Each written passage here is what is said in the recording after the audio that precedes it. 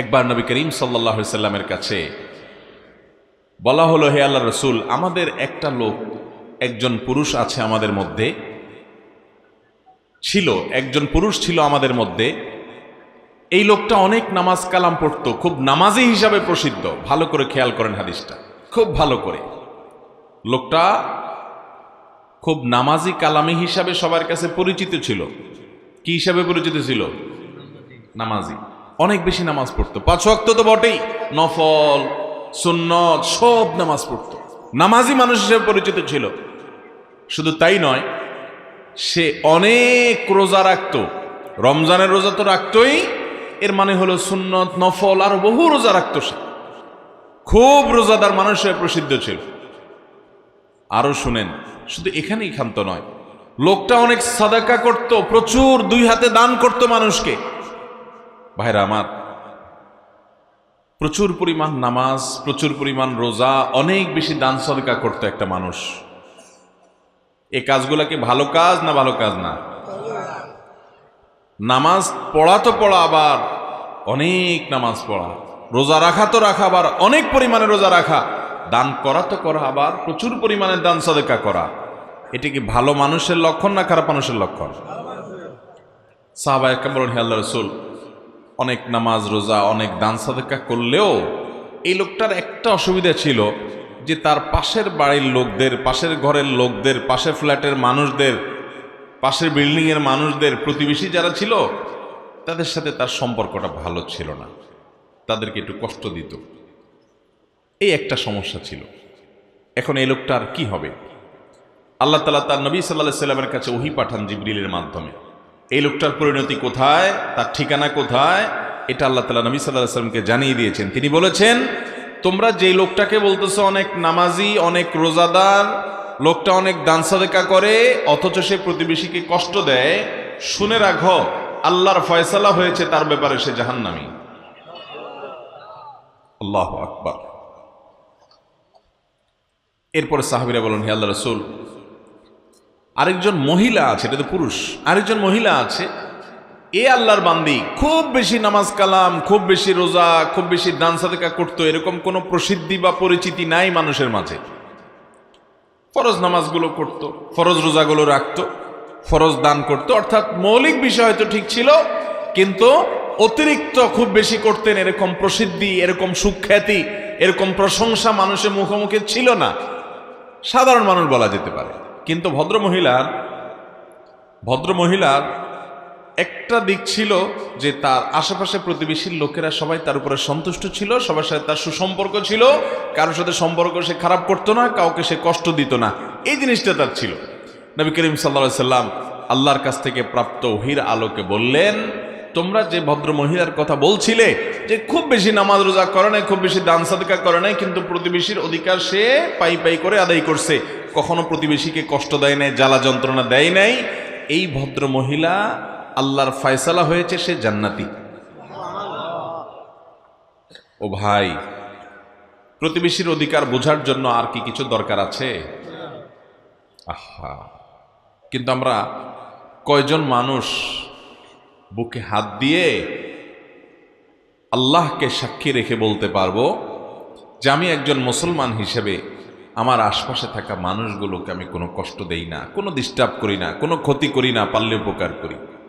এরকম বলার মতো, এরকম ঈমানী শক্তি আছে, এরকম নিজের প্রতি নিজের আস্থা বিশ্বাস আছে, এইরকম বলার মতো মানুষ আমাদের সমাজে অনেক কম। ঠিক না বেঠিক? আমরা নামাজ রোজার গুরুত্ব যতটা বুঝি, আমরা দান সাদকার গুরুত্ব যতটা বুঝি, ওয়াজ মাহফিল করা, ওয়াজ শোনার গুরুত্ব যতটা বুঝি, বাবারে কোরআন এবং হাদিস এটা জানা বোঝার গুরুত্ব যতটা বুঝি, এই বোঝাটা ঠিক আছে, কিন্তু প্রতিবেশীর অধিকার সম্পর্কে আমাদের সমাজের বেশিরভাগ বেনামাজি আর বেদিনদার মানুষ তো পরের কথা, নামাজি দিনদার মানুষরাও আমরা সচেতন না। এ হাদিস বলছে, শত সহস্র নামাজি, শত সহস্র রোজাদার, শত সহস্র দান দক্ষিণাকারী মানুষ জাহান্নামে যাবে প্রতিবেশীর হক নষ্ট করার কারণে। আল্লাহ তাআলা আমাদের সংশোধন হওয়ার তৌফিক দান করুন। ভাইরা আমার, আব্দুল্লাহ ইবনে ওমর রাদিয়াল্লাহু তাআলা আনহু একজন প্রসিদ্ধ সাহাবী,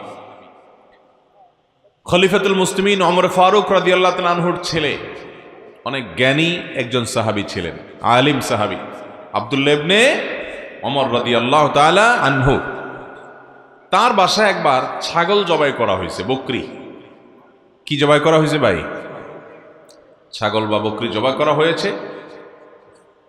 তিনি তার বাসার পরিবারের লোকদেরকে বললেন যে আচ্ছা, ছাগল যে জবা হলো, আজকে আমাদের বাসায় রান্না বাড়া হবে, খাওয়া দাওয়া হবে বুঝলাম, কিন্তু আমাদের পাশের বাড়িতে যে ইহুদি থাকে, প্রতিবেশী যে আছে, কোন ধর্মের অনুসারী? ইহুদি। এই ইহুদি প্রতিবেশী যে থাকে, আমাদের এই ছাগলের গোশত থেকে তার বাসায় পাঠানো হয়েছে কিনা, তাকে হাদিয়া দেওয়া হয়েছে কিনা, দুইবার জিজ্ঞাসা করেছেন যে আমাদের ইহুদি প্রতিবেশীকে আমাদের ছাগল থেকে গোশত দেওয়া হলো কিনা, দুইবার জিজ্ঞাসা করেছেন, একবার না। বাসার লোকজন বললেন না, তাকে দেয়া হয় না, মানে ইহুদি হোক প্রতিবেশী, সে অন্য ধর্মের অনুসারী, খ্রিস্টানও না, ইহুদি। খ্রিস্টানের চাইতে আরো ডেঞ্জারাস, তো তাকে দেওয়া হয়নি। তখন আব্দুল্লাহ ইবনে ওমর রাদিয়াল্লাহু তাআলা বলেছেন, শুনো, আমি নবী করিম সাল্লাল্লাহু আলাইহি সাল্লামের কাছ থেকে শুনেছি, তিনি বলেছেন, মাজাল জিবরিল ইউসিনি ফিল জার হাত্তা জানান্তু আন্নাহু সায়ুয়ারিসু। নবী করিম সাল্লাল্লাহু আলাইহি সাল্লাম বলেছেন, শুনো, আসমান থেকে জিবরিল আল্লাহর পক্ষ থেকে ওহী নিয়ে প্রতিবেশীর ব্যাপারে এত বেশি আমাকে ঘন ঘন সাবধান করেছেন, খবরদার প্রতিবেশীর ব্যাপারে আপনাকে অ্যালার্ট থাকতে হবে, এটা একটা অ্যালার্মিং জায়গা, প্রতিবেশীকে কষ্ট দেওয়া যাবে না, তার কোনো অধিকার নষ্ট করা যাবে না, তার সাথে সুসম্পর্ক বজায় রাখতে হবে। এত বেশি আমাকে আল্লাহর পক্ষ থেকে ওসিয়ত, উপদেশ নিয়ে আসছে প্রতিবেশীর ব্যাপারে।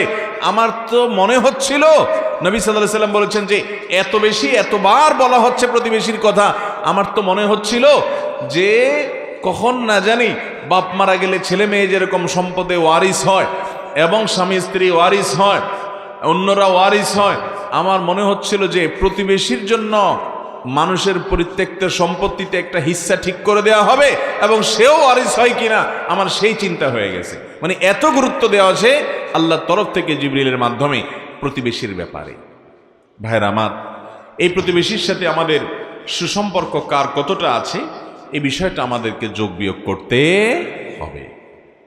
আমাদের সমাজে দেখবেন যত গন্ডগোল, যত ফাসাদ, যত ভেজাল, যত ঝগড়া, যত রকমের সম্পর্ক নষ্ট হওয়া হতে পারে, এগুলো বেশিরভাগ হয় পাশের বাড়ির, পাশের দোকানদার, পাশের লোকদের সাথে, ঠিক না বেঠিক? আমাদের যেই কাজটা সবচেয়ে বেশি ক্ষতি করবে, শয়তান ওইটা আমাদেরকে দিয়ে সবচেয়ে বেশি করায়, কারণ শয়তান আমাদের চিরশত্রু। আমরা যেন কোনোভাবে জান্নাতে যেতে না পারি, সেই চ্যালেঞ্জ নিয়ে দুনিয়াতে শয়তান এসেছে। অতএব এই শয়তান আপনাকে আমাকে সে কাজ করতে দিবে না যে কাজ আমাদেরকে জান্নাতে নিবে, আর ওই কাজ আমাদেরকে দিয়ে করাবেই করাবে যে কাজ জাহান্নামে নিবে। আর আমাদের কাজ হলো শয়তানের এই শয়তানি থেকে নিজেকে বাঁচিয়ে কোরআন এবং হাদিস আমাদেরকে যে আলোক উজ্জ্বল পথের সন্ধান দিয়েছে সে পথে চলা। অতএব প্রতিবেশীদের অধিকার ব্যাপারে আমরা সাবধান হব তো ইনশাআল্লাহ। মোহতারাম হাজরিন, আপনি খেয়াল করবেন আশেপাশে একটু তাকালেই যে পাশের জমির লোক, তার সাথে আইল ঠেলাঠেলিটা বেশি হয়, ঠিক না ভাই? ঠিক, আইলি থাকে সেখানে, এই জন্য আইল ঠেলাঠেলি হয়। পাশের ঘরের লোক, তাদের সাথে দেখা যায় কথাবার্তাও নাই, জল ছলও নাই, উঠা বসাও নাই, আসা যাওয়াও নাই, অথচ ওই অনেক দূরে আরেক ফ্যামিলি, তাদের সাথে খুব রিলেশন, খুব সম্পর্ক, খুব বন্ধুত্ব, তাদেরকে দাওয়াত দিয়ে এনে বাসায় বালাবুরা রান্না করে খাওয়ায়, প্রতিবেশী বেচারার দিকে তাকায়াও দেখে না, ঠিক না বে ঠিক? অনেক প্রতিবেশী আছেন শহরে, গ্রামে যাও আছে না আছে, শহরে বহু প্রতিবেশী আছে একই বিল্ডিংয়ে, পাশাপাশি ফ্ল্যাটে, মাসকে মাস বরং বছরকে বছর পার করে দেয়, জানেও না যে পাশের ফ্ল্যাটের ভদ্রলোকের নাম কি, ভদ্র মহিলার নাম কি, তারা কি করে, কোথায় বাড়ি, কি খায়, কি পেশা, জানেও না। চাচা আপনা জান বাছা, শুধু নিজেকে নিয়ে ব্যস্ত আছে, প্রতিবেশীর দিকে তাকানোর সময়, ঠিক না বেঠিক বলেন? ভাইরা আমার, কোরআন এবং হাদিসের যে ভাষ্যগুলো আমি তুলে ধরার চেষ্টা করেছি, আমার মনে হয় প্রতিবেশীর অধিকার সম্পর্কে একজন ইমানদার কতটা সতর্ক হওয়া উচিত এই হাদিসগুলোর দিকে তাকালে সেটি বোঝা যায়। ইসলাম আমাদেরকে সামাজিক হতে বলে ভাই, সামাজিক হতে বলে, আমাদেরকে বলে আমরা অন্য মানুষের কল্যাণে আন্তরিক হব। আমরা শুধু নিজের চিন্তা করব না, আমরা অন্যের চিন্তাও করব। আমি আমার চিন্তা করব, আমার আশপাশের লোকদেরকে নিয়ে ভাববো, তাদের কল্যাণ কামনা করব। এরকম যখন সবার কল্যাণকামী আপনি হবেন, তখন আল্লাহর প্রিয় বান্দা হতে পারবেন। দেখুন, শুধুমাত্র ইবাদত বন্দেগী যদি মানুষ জান্নাতে যেতে পারত, হাদিসে বর্ণিত এই লোকটা জান্নাতে চলে যেতে পারত। ইবাদত বন্দেগী মূল, সেটা তো করতেই হবে। ওইটার পাশাপাশি মানুষের অধিকার, বাবার কি অধিকার, মায়ের কি অধিকার, স্বামীর কি অধিকার, স্ত্রীর কি অধিকার, ভাইয়ের কি অধিকার, বোনের কি অধিকার, প্রতিবেশীর কি অধিকার জানতে হবে এবং সে অধিকার আদায় করতে হবে। ভাইরা আমার, তাহলে আজকের এই মাহফিল থেকে আসুন আমরা একটা চ্যালেঞ্জ গ্রহণ করে উঠি। সেটা হলো, পৃথিবীর যেখানেই আমি বসবাস করি না কেন, যেখানেই আমি থাকি না কেন, আমার আশেপাশে থাকা লোকদের সাথে সম্পর্ক ভালো রাখাটা আসলেই কঠিন। দূরের লোকদের সাথে সম্পর্ক ভালো রাখা সহজ, কাছের লোকদের সাথে সম্পর্ক ভালো রাখা কঠিন। কারণ কি? কারণ হলো একসাথে থাকতে গেলে তার দোষ ত্রুটি আমার নজরে পড়ে, তার দ্বারা আমার হয়তো একটা ক্ষতি তার অজান্তে হয়তো হয়ে যায়, তখন সম্পর্ক নষ্ট হয়, ঝগড়াঝাটি হয়, টুনটান হয়, কথা বাড়াবাড়ি হয়, ঠিক না বে ঠিক? আর এই জায়গাটাতে আমাকে চ্যালেঞ্জ নিতে হবে যে আমার প্রতিবেশী, আমার আশেপাশে থাকা লোক আমার যদি অধিকার নষ্ট করে, আমাকে যদি কষ্ট দেয়, তার জ্ঞাতসারে কিংবা অজ্ঞাতসারে, জেনে বা না জেনে, বুঝে বা না বুঝে, উনি যদি কষ্ট দেয়, আমি চ্যালেঞ্জ নিব জান্নাতের পথযাত্রী হিসেবে আমি কখনো আমার আশেপাশে থাকা প্রতিবেশীকে কষ্ট দেব। আল্লাহ আমাদেরকে আমল করার তৌফিক দান করুন। চেষ্টা করবো তো ইনশাআল্লাহ। আসুন একটু পাক্কা নিয়ত করে ফেলি ভাই, আমাদের কোন প্রতিবেশীকে আমরা কষ্ট দেব। ইয়াহুদি, চিন্তা করেন, মুসলমান না, ইয়াহুদি প্রতিবেশী। আল্লাহ নবী সাহাবী তাদের ব্যাপারে পর্যন্ত সাবধান আছেন। আমাদের আশেপাশে থাকা হিন্দু কিংবা অন্য ধর্মের মানুষ যারা আছেন, কয়দিন আমরা আমাদের প্রতিবেশী হিসাবে তাদের বাসায় হাদিয়া পাঠিয়েছি, আপনি চিন্তা করেন তো। একটু হাদিয়া, একটু খাবার পাঠিয়েছেন, একটু উপহার পাঠিয়েছেন, এগুলো আমরা চিন্তাও করি না। মুসলমান আখলাক, আচরণ, ম্যানার্স, মানুষের সাথে আচরণ, মানুষের অধিকার, এগুলো ছাড়া একজন মুসলমান পূর্ণাঙ্গ মুসলমান হওয়ার কোনো পথ খোলা নাই। আমি বারবার বলার চেষ্টা করি, এই কোরআনে নামাজ সম্পর্কে এত খুলে খুলে, এত ডিটেইল আল্লাহ তাআলা বলেন নাই। এজমালি কথা বলেছেন, পাইকারি কথা বলেছেন, খুলে খুলে বলা হয়েছে হাদিসে। কিন্তু আপনি কোরআন খুললে দেখবেন, কোরআনের পাতায় পাতায় দেখবেন, জায়গায় জায়গায় দেখবেন মানুষের অধিকার সম্পর্কে, কিভাবে মা বাবার প্রতি আচরণ করতে হবে, কিভাবে প্রতিবেশীর প্রতি আচরণ করতে হবে, কিভাবে এমনকি অন্য ধর্মের মানুষের সাথে আচরণ করতে হবে, খুলে খুলে প্রতিটা বিষয়। কারোর বাড়িতে গেলেন, অনুমতি দিল না, তাহলে না ঢুকে আপনি চলে আসবেন, তারপরেও না বলে ঢুকতে যাবেন না, সালাম দিবেন, অনুমতি প্রার্থনা করবেন। আপনি এভাবে দেখবেন ম্যানার্স এবং আখলাক, এমন আচরণ এই কোরআনের পৃষ্ঠায় পৃষ্ঠায় শেখানো হয়েছে। আজ পৃথিবীতে মুসলমানদের মধ্যে নামাজ কালাম পড়া মানুষ পাওয়া গেলেও আখলাকওয়ালা, মানুষের অধিকার আদায়ে সচেতন সতর্ক মুসলমান পাওয়া যায় না। আমরা ভালো মুসলমান হওয়ার চেষ্টা করব তো ইনশাআল্লাহ।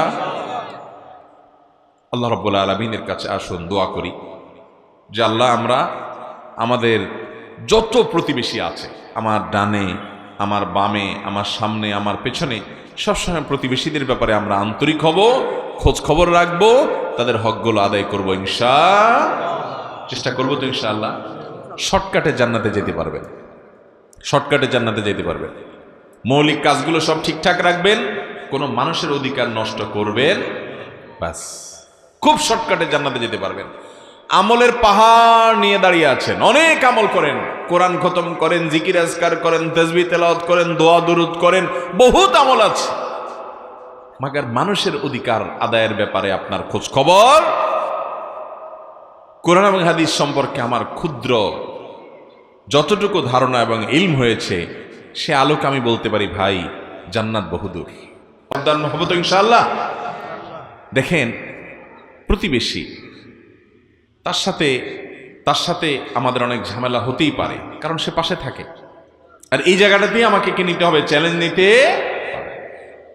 আমরা যখন বাসে কোথাও যাতায়াত করি, চেয়ার কোচে বা এই জাতীয় কোনো গাড়িতে, আপনি খেয়াল করবেন অনেকে দেখা যায় যে বাসের যখন বসে আছেন আপনি, আপনার পাশের সিটেলা কিন্তু আপনার প্রতিবেশী, 6 ঘন্টার প্রতিবেশী, 5 ঘন্টার প্রতিবেশী, পাশাপাশি যাচ্ছেন, ঠিক না ঠিক? পুরো বাসের যত যাত্রী আছে, এই যাত্রীদের মধ্যে আপনার পাশের সিট, আপনার সামনের সিট, আপনার পিছনের সিটে যে যাত্রীরা, তাদের অধিকার অনেক বেশি, কারণ তারা আপনার প্রতিবেশী যাত্রী, অন্যরা একটু দূরের যাত্রী। কথা কি বুঝাইতে পারছি? এখন আপনি খেয়াল করবেন যে অনেক সময় বাসের ভিতরে, আমি তো অনেক সময় দেখেছি, আপনারাও দেখবেন যে চেয়ার কোচ, চেয়ার যে বাস আছে, চেয়ার কোচ যে বাস আছে, এই বাসগুলোতে দেখা যায় ওই যে হ্যান্ডেল দিয়ে কি করা যায়, সিটটা একটু ডাউন করা যায়, যায় না? সিটটা ডাউন করে আরাম করে একটু শোয়া যায়, ভালো করে আয়েশ করে একটু বসা যায়, তাই না? তো অনেকে আছে দেখবেন যে এমন জোরে ডাউন করে, পিছনের যে প্রতিবেশী যাত্রী বেচারা আছে একেবারে তার কোলের উপরে, বুকুর উপরে যায় সিট পড়ে, ঠিক না ভাই? ঠিক।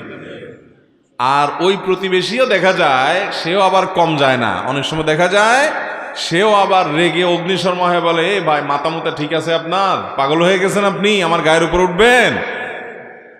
এসব দৃশ্য আপনারা দেখছেন না দেখেন নাই?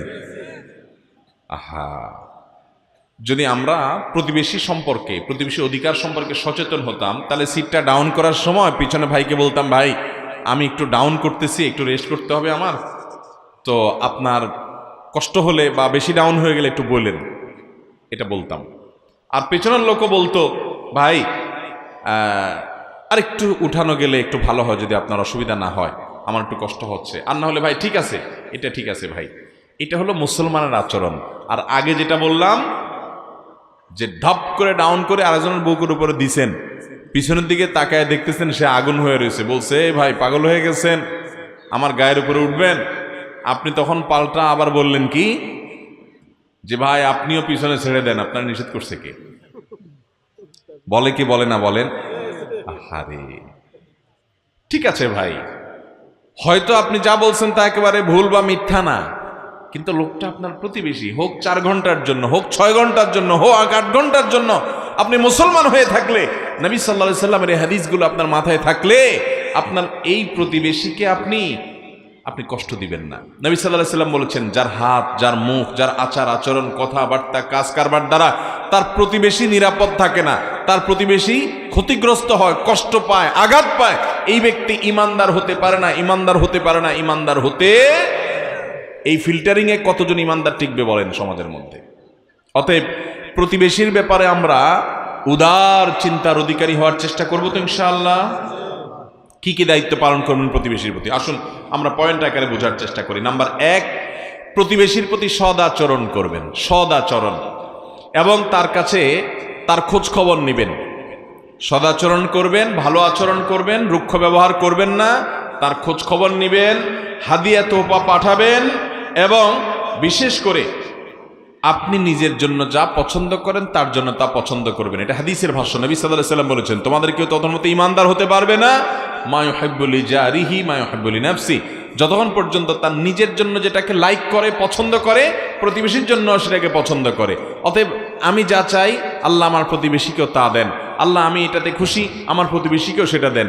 এটা তো নাই, বরং আমাদের সমাজে আছে উল্টাটা, কি যে আল্লাহ আশেপাশে সারা দেশে মানুষকে দেন, আমার আপত্তি নাই, কিন্তু আমার সামনের দোকানদারে দিয়েন না আল্লাহ।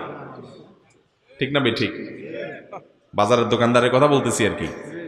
মনে করেন আপনার দোকানে বেচা কিনা নাই, অনেক দোকানদার আছে মনে মনে এটা প্রার্থনা করে, আল্লাহ আমার বেচা কিনা নাই, বুঝলাম, দরকার নাই, থাক, কিন্তু পাশের দোকানদারের এর দোকানে যেন কাস্টমার না ঢোকে আল্লাহ, ওই আরেক বাজারে যে সব কিনে ফেলাক, তাও ভালো, আমি ওর ভালো দেখতে পারবো না, অথচ লোকটা আমার প্রতিবেশী। ঠিক না বে? ঠিক।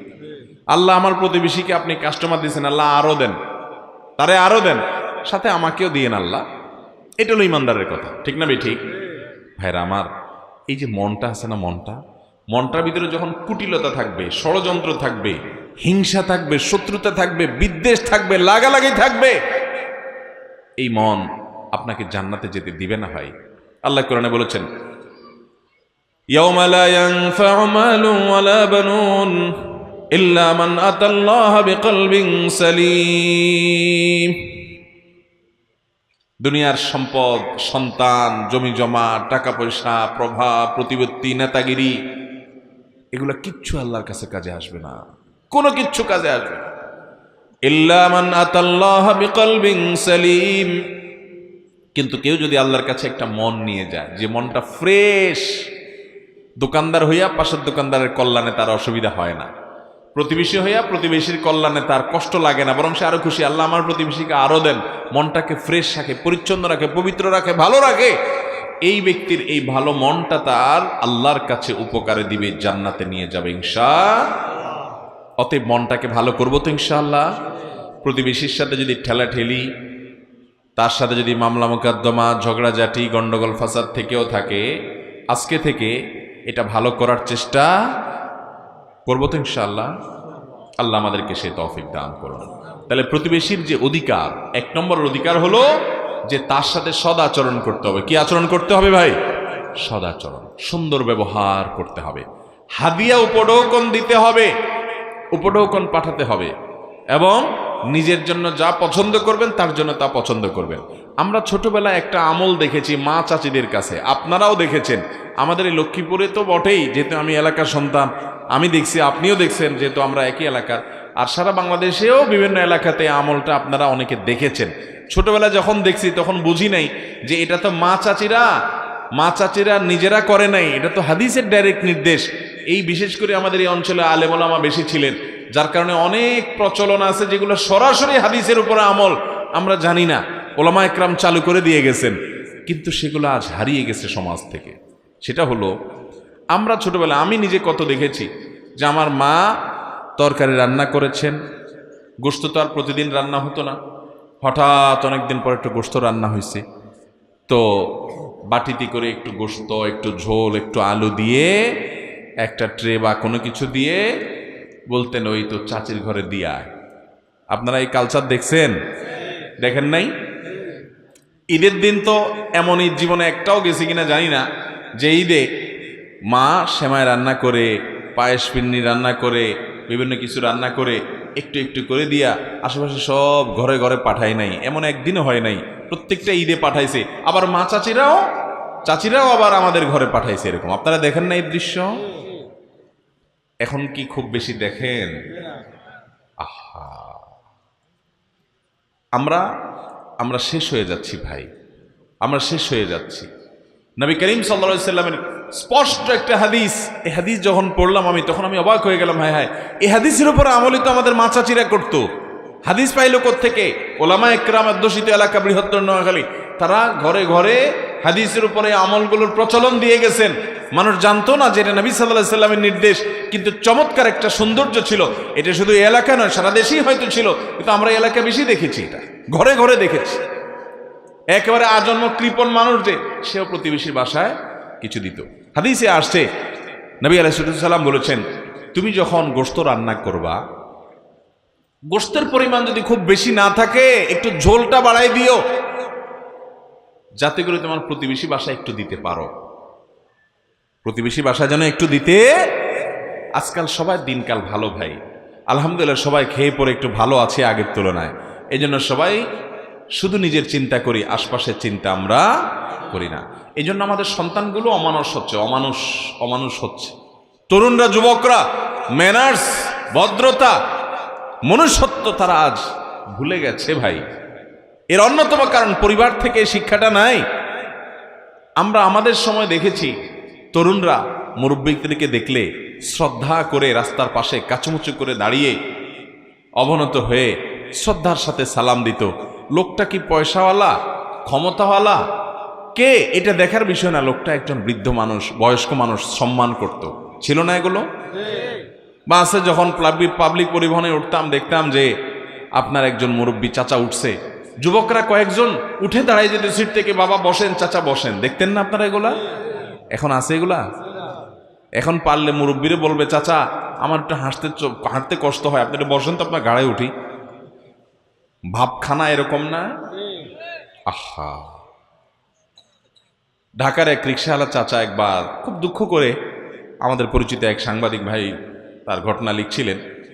বলেন যে দুঃখ করে এক রিক্সাওয়ালা চাচা বলছেন যে বাবারে, মনের ব্যথা কাকে বলবো, আমার ছেলের বয়সও না, আমার ছেলেও এর চেয়ে বড়, আমার মেয়েগুলো এর চেয়ে অনেক বড়, এরকম পিচ্ছি পিচ্ছি পোলাপান হারাম সম্পর্ক করে, অবৈধ সম্পর্ক করে, হারাম রিলেশন করে, তথাকথিত বয়ফ্রেন্ড গার্লফ্রেন্ড নিয়ে এসে রিক্সা উঠে যাহা তাহা আচরণ করে, কিছু বলতে গেলে ধমক দিয়ে বলে এই রিক্সাওয়ালা চালাও তুমি বুড়া, তোমার কি কথা। আমাদের সন্তানরা আজ পশুত্বের গুণাবলী তাদের মধ্যে আজ চলে আসছে, মনুষ্যত্বের গুণাবলী আমাদের সন্তানদেরকে আজ হারিয়ে যাচ্ছে, ঠিক না বেঠিক? এর অন্যতম কারণ হলো পরিবার থেকে কোনো নীতি নৈতিকতা আদর্শের শিক্ষা চর্চা হয় না। ভাইরা আমার, সেজন্য প্রতিবেশীর অধিকার স্বরূপ ওই যে নবী সাল্লাল্লাহু আলাইহি ওয়াসাল্লামের সুন্নাহ আলোকে তাদের বাসায় আপনি দেখেন, ইহুদি অন্য ধর্মের অনুসারীতে বলে মুসলমানদের জন্য আল্লাহ কোরআনে বলেছে লাতাজিদান্না আশাদ্দান নাসি আদাওয়াতান লিল্লাযিনা আমানু আল ইয়াহুদ, ইমানদারদের সবচেয়ে বড় শত্রু দেখবা তোমরা ইহুদিদেরকে। এমনকি খ্রিস্টানরাও এত বড় শত্রুতা করে না ইহুদিরা যত শত্রুতা করে মুসলমানদের প্রতি। কোরআনের আয়াত, সেই ইহুদি চিরশত্রু।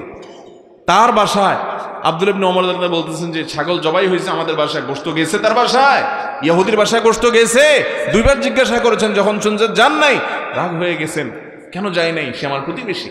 ভাইরা আমার, কোথাকার ইহুদি আমার মুসলমান ভাই, হতে পারে তার কোনো ত্রুটি আছে, হতে পারে তার কোনো দুর্বলতা আছে, হতে পারে তার দ্বারা আমার কোনো কষ্ট হয়, উনি বুঝেন না, কিন্তু দিন শেষে সে আমার প্রতিবেশী। আপনার রক্ত সম্পর্কীয় আত্মীয় যেরকম আপনার কাছের, আত্মীয়র পরে রক্ত সম্পর্কীয় আত্মীয়র পরে যদি আল্লাহর জমিনে কারোর অধিকার সবচেয়ে বেশি থাকে, সে হলো আপনার প্রতিবেশী। অতএব প্রতিবেশীর প্রথম অধিকার হলো তার প্রতি সদাচরণ করা, হাদিয়া তোফা দেওয়া, উপহার উপঢৌকন দেওয়া, খাবার দাবার পাঠানো, সুন্দর কথাবার্তা বলা, তাদের কল্যাণ চাওয়া, তাদের উপকার চাওয়া, তাদের ক্ষতি না চাওয়া, যে আমার প্রতিবেশীর ভালো কিছু হোক। এটা আদায় করবো তো ইনশাআল্লাহ। নাম্বার 2, প্রতিবেশীর কোনো প্রাইভেসি নষ্ট করা যাবে না। তাদের কোনো ব্যক্তিগত বিষয় যেগুলো ছিদ্রান্বেষণ করলে জানলে তাদের ব্যক্তিগত অধিকার নষ্ট হয়, সেগুলো নষ্ট করা যাবে না। আপনি খেয়াল করবেন, গ্রামে শহরের সব জায়গায় প্রতিবেশীর জন্য কোনো দুর্বল কোনো পয়েন্ট পায় তো অনেকে আছে দেখবেন কান খাড়া করে শুনে রাখে, ঠিক না বে ঠিক? গ্রামে অনেক মহিলা আছে দেখবেন যে তাদের চোখগুলো এক একটা সিসি ক্যামেরার মতো, যে পাশের বাড়ির মহিলা কোনো কারণে স্বামীর সাথে একটু তর্কাতর্কি হইল আর কি, বেড়ার ফাঁক দিয়ে এমনি করে চোখ দিয়ে তাকায় থাকে, ঠিক না বে ঠিক? কান পাইতে থাকে, একদম পারে না, ওয়াল ভেদ করে শোনার চেষ্টা করে, একটু দুর্বল পয়েন্ট পাইলে তারে ঘায়েল করবে পরে। এই রোগটা আছে না নাই? ভাইরা আমার, কারোর বাসা বাড়িতে উকি মারে যে উকি, হাদিসে আসছে ওর চোখ তুলে ফেলার মতো অপরাধ করছে, এত বড় ডেঞ্জারাস অপরাধ। কিন্তু অপরাধটা অনেকেই করে, কি করে না? তার ব্যক্তিগত দুর্বল বিষয় থাকতে পারে, এখানে আমি কান দেওয়া, চোখ দেওয়া, ওইটা আবিষ্কার করার চেষ্টা করা, দোষ বাহির করার চেষ্টা করা, ওটা পিছে লাগা, এটা একটা নিকৃষ্ট মানুষের চরিত্র, কোনো ভালো মুসলমানের চরিত্র হতে। অতএব প্রতিবেশীর অধিকারের মধ্যে থেকে এটাও গুরুত্বপূর্ণ যে তাদের ব্যক্তিগত বিষয়গুলোকে খুব হেফাজত করার চেষ্টা করা। প্রতিবেশীর স্ত্রী, প্রতিবেশীর মেয়ে, তাদের যে সমস্ত মহিলারা আছে তাদের ব্যাপারে দায়িত্বশীল হওয়া, তাদের দিকে দৃষ্টিপাত না করা, বাজে দৃষ্টি না দেওয়া। নবী করিম সাল্লাল্লাহু আলাইহি ওয়াসাল্লাম একটা হাদিস শুনেন, তিনি বলেছেন কেউ যদি কোনো মহিলার সাথে জেনা করে, একটা জেনার গুনাহ লেখা হবে, একটা জেনা করলে। কোন এক মহিলার সাথে জেনা লিপ্ত হয়েছে, তার আমলনামায় কবিরা গুনাহ, মহাপাপ লেখা হবে, সে একবার জেনা করেছে এটা। কিন্তু যদি কেউ তার প্রতিবেশীর কোনো মহিলার সাথে, মেয়ের সাথে জেনা লিপ্ত হয়, তাহলে তার প্রতিবেশী ভাইয়ের অধিকার নষ্ট করলো, তার অজান্তে তার পরিবারের কোনো মেয়ের চরিত্র হননের কাজ করলো, তাহলে নবী করিম সাল্লাল্লাহু আলাইহি ওয়াসাল্লাম বলেছেন তার আমল নামাতে 10টা জেনা করলে যে পাপ হয় সে পাপ লেখা হবে। ভাইরা আমার, আমাদের অনেকে আছে উকি মেরে আমাদের আশেপাশের প্রতিবেশীদের, মহিলাদের, তাদের ব্যক্তিত্ব আছে সেটাকে আমরা নষ্ট করি, খর্ব করি, প্রাইভেসি নষ্ট করি এবং তাদের পর্দার বিধানটাকে লঙ্ঘন করি এবং তাদের প্রতি আমাদের দায়িত্বহীনতার পরিচয় দিই। অতএব এটা করা যাবে না। নাম্বার 3, প্রতিবেশী যদি অসুস্থ হয় তাকে দেখতে যাবেন। তার যদি কোনো অসুবিধা হয় তার ব্যথায় ব্যথিত হবেন, তার কোনো আনন্দ হলে সে আনন্দে আপনি আনন্দিত হবেন, তার সাথে পরিচিত হবেন। বহু প্রতিবেশী আছে যে তার পাশের বাড়িতে যদি জিজ্ঞেস করা হয়, বিশেষ করে শহরের কথা বলছি, নামও বলতে পারে না যে পাশে কে থাকে, কি করে, কিছুই জানে না। কারণ কোনো যোগাযোগ উঠা বসা নাই। আর 4 নম্বর সর্বশেষ যেটা বলবো তা হলো আপনার দ্বারা যেন তার কোনো কষ্ট না হয়। গ্রামে কষ্ট এক ধরনের হয়, শহরে কষ্ট আরেক ধরনের হয়। গ্রামে কি কষ্ট হয়? কথার কথা, ধরুন দৃষ্টান্তস্বরূপ মোরগ ছাগল দিয়া, হাঁস দিয়া, গরু দিয়া, গৃহপালিত পশু পাখি দিয়া ডিস্টার্ব করে প্রতিবেশীর, আছে না নাই? আপনার হাঁস মোরগ যায় তার পুরা জায়গাটা নষ্ট করে, সব যেখানে সেখানে মুখ দেয়, কষ্ট দেয়। আপনার উচিত এটাকে নিয়ন্ত্রণ করা। অনেক প্রতিবেশী আছে নিজের জায়গাতে গাছ লাগাবে, কিন্তু গাছের ডাল পালা সব জায়গায় পড়বে কোথায়? শুধু আরেকজনের জায়গায়। এমন ভাবে পড়বে ওই বেচারার ওই জায়গা শেষ, ওইটা আর কোনো কাজে লাগবে। কিছু বললে বলে যে হ্যাঁ জায়গার গোড়া তো আমার এখানে, কিন্তু আগা আরেক জায়গা। এরকম 2 নম্বর করা মানুষ আছে না নাই? আরে ভাই, সে ইমানওয়ালা মানুষ কি নাই যে আল্লাহকে খুশি করবার জন্য জান্নাতের আশায় ওই গাছের ডাল সব কেটে ফেলে দিবে? ঠিক আছে, আমি সব গাছের ডাল কেটে ফেলে দিলাম, কয়টা গাছ এটা কেটে যদি আমি জান্নাত পাই অবশ্যই সেটা আমার জন্য লাভজনক। ঠিক না ভাই? ঠিক।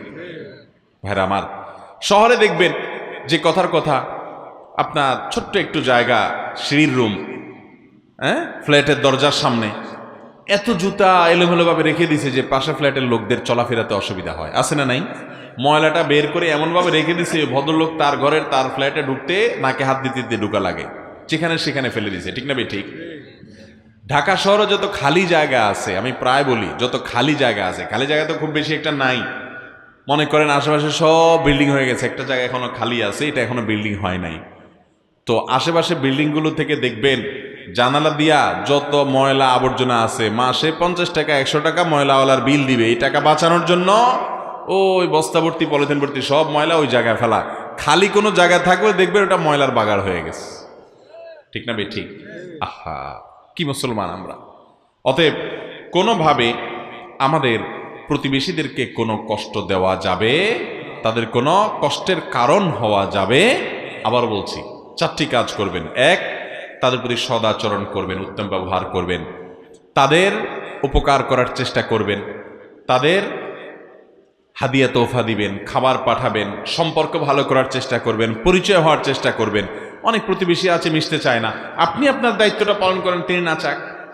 দ্বিতীয়ত যে কাজটা করবেন তা হলো প্রতিবেশীর কোনো দোষ ত্রুটি খোঁজার চেষ্টা করবেন না, কান পেতে পেতে তাদের ব্যক্তিগত বিষয়গুলো জানার চেষ্টা করবেন না, চোখ দিয়া তাদের কোনো কিছু দেখার চেষ্টা করবেন না। বিশেষ করে তাদের মেয়েদের চরিত্রের ব্যাপারে সাবধান থাকবেন, চোখের হেফাজত করবেন, সেদিকে দৃষ্টিপাত করবেন না। তৃতীয়ত, যদি প্রতিবেশী অসুস্থ হয় তাকে দেখতে যাবেন, যদি কোনো ব্যথায় ব্যথিত হয় তার পাশে দাঁড়াবেন, যদি তার আপনজন মারা যায় তাকে সান্ত্বনা দিবেন, যদি তার আনন্দ হয় সে আনন্দে ভাগাভাগি করবেন। আর নাম্বার 4, কোনোভাবে কষ্ট দিবেন না, সেটা কোনোভাবেই না, জুতা দিয়ে না, ময়লা দিয়ে না, আচরণ দিয়ে না। অনেকে করে কি, ধুমধাড়াক্কা গান বাজায় রাখে, আছে না নাই? ইয়া হাই ভলিউমে গান বাজায় রাখে। ভাই, আপনার মনে অনেক ফুর্তি, আপনি দরজা জানালা সব বন্ধ করে গানের তালে তালে লাফাইতে লাফাইতে আপনি ফ্যানের সাথে ঝুলে যান, আল্লাহর সাথে আপনি বুঝেন।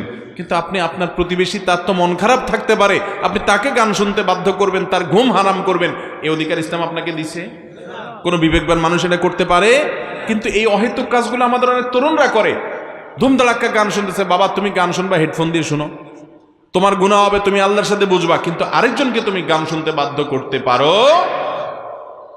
আমরা অমুসলিমদেরকে দেখি ইসলামের সব সৌন্দর্য অনেকগুলো তারা নিয়ে গেছে, অনেক সৌন্দর্য তারা নিয়ে গেছে। আপনি উন্নত অনেক দেশে যাবেন, জাপানে যাবেন, বিভিন্ন দেশে যাবেন, দেখবেন সবাই হেডফোন দিয়ে কথা বলে, এবং কথা বলার সময় মুখে হাত দিয়ে কথা বলে, কেউ কারো ডিস্টার্ব করে না, একটু জোরে কথা বলে না যে কারোর ক্ষতি হবে কিনা, কারোর কষ্ট হবে কিনা। আমাদের দেশে দেখবেন মুসলমানের সন্তান, লজ্জা লাগে, কোরআন হাদিসের এত বিবরণ যাদের জন্য রয়েছে, এত ওয়াজ মাহফিল তারা শুনে, আমল তাদের মধ্যে না, কি লাভ হবে এই মাহফিল শুনে যদি নিজেকে পরিবর্তন করতে না পারেন? এই জন্য বলেছি, আগেই বলেছি, এখান থেকে প্রতিজ্ঞা করে উঠবেন, আমার জীবনকে পরিবর্তন করবো ইনশাআল্লাহ, প্রতিবেশীকে কষ্ট দেব। আপনি হাই ভলিউমে গান বাজাচ্ছেন, আচ্ছা গান দরকার নাই, আপনি যদি ওয়াজও শুনেন, ভালো করে শুনেন, আপনি যদি কোরআন তেলাওয়াতও শুনেন, হাই ভলিউমে শুনতেছেন, আশেপাশে মানুষের ঘুম হারাম করতেছেন, সব হবে না, গুনাহ হবে? আপনার প্রতিবেশীর যদি কষ্ট হয় তাহলে ওই রকম জোরে তেলাওয়াত করলেও আপনার আমলনামা গুনাহ লেখা হবে। আমার কথা কি বুঝতে পারছেন? ট্রেনে বাসে অনেকে দেখা যায় ওয়াজ শুনতেছে, নাইট কোর্স, আরে ভাই আশেপাশে মানুষ ঘুমাচ্ছে, ওইদিকে খোঁজ খবর নাই। অতএব ভাইয়েরা আমার, আমাদের আওয়াজ দিয়ে, আমাদের ময়লা আবর্জনা দিয়ে, আমাদের ছেলে মেয়েদেরকে দিয়ে, আমাদের হাঁসমরক দিয়ে, আমাদের জুতা দিয়ে, আমাদের অন্য কোনোভাবে প্রতিবেশীকে কষ্ট দেওয়া যাবে? আল্লাহ তাআলা আমাদের সবাইকে প্রতিবেশীদের অধিকার সম্পর্কে দায়িত্বশীল এবং সচেতন হওয়ার তৌফিক দান করুন। জাযাকুমুল্লাহু খায়রা ওয়া আখিরু দাওয়ানা আলহামদুলিল্লাহি রাব্বিল আলামিন। ভাই সবাই নিয়ত করলাম তো ইনশাআল্লাহ?